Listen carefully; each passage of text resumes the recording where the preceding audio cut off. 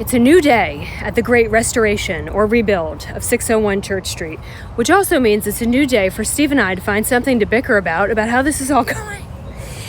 Let me get you up to speed. The last time we were in the house, the big decision was rebuild or tear down. I said tear down because once they got into the walls, they realized because of termite damage, very normal on old homes, this was maybe beyond average, that really none of the studs could be saved. And so to me, it just seemed like it'd be easier to knock it down and start again.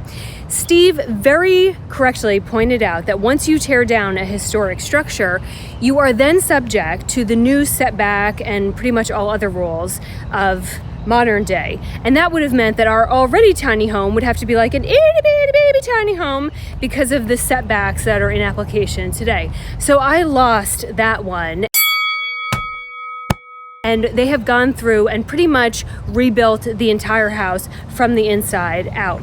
The next argument was the fireplaces. I loved these fireplaces, and since the whole home was pretty much going to be brand new, I felt like we owed it to the original structure and builder to keep those fireplaces. When you walked in, they sort of framed the room dead center, and I just thought it would create a little bit of separation of space, and then we would have this original architectural integrity to the home.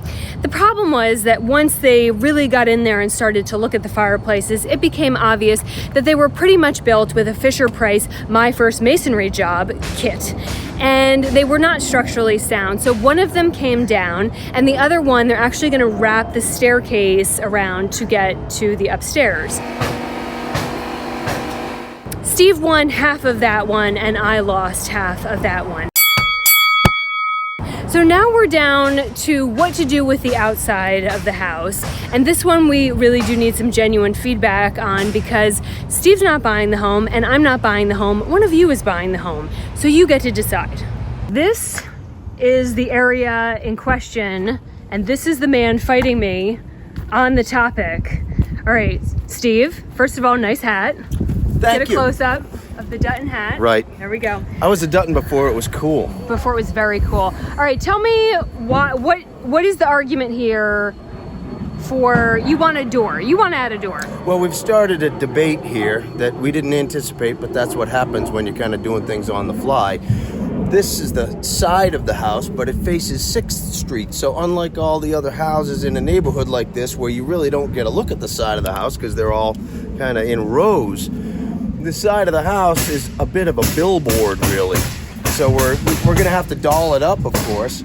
On the plans that we got approved and permitted, we've got, of course, 3 windows here, 2 big windows, and then a window over what is going to be the kitchen sink.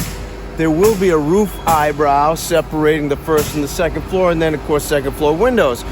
But now that the house is like, the second floor is framed up and we've got sheathing all up, it's kind of like, all right, it's kind of a billboard. Like, how do we break this up? And as we have been known to do, we keep items left over from other jobs, new builds, renovations. Well, we've got this beautiful, brand new, triple panel patio door. All glass panels. The 2 side panels are fixed. The middle panel is hinged. And of course, ding, light bulb comes on, like, great idea, man. How about we cut this great big hole in the side of the house and put the triple panel patio door here, and then we could make this really cool, like, hardscape paver patio between the house and the sidewalk. And I'm thinking some sort of a little eyebrow roof over it, or what was the word you called it? It's not a trellis. Portico. A portico over it. And my idea is, if we were to do something like that, we would kind of make the side of the house look like another front of the house and add some curb appeal. But I've met with some resistance. And that resistance is named Casey is resistor number 1. To me, it just feels like it's a little bit of a security issue. Like, do you want that much glass right here on street level in view? And at nighttime, if you don't have shades or blinds up, then people can see right into the house. So if the whole point is to get more natural light in, or one of the points, then if you have to cover it up with blinds or shades, like, then what is the point? Steve, would you like to counter that argument in any way?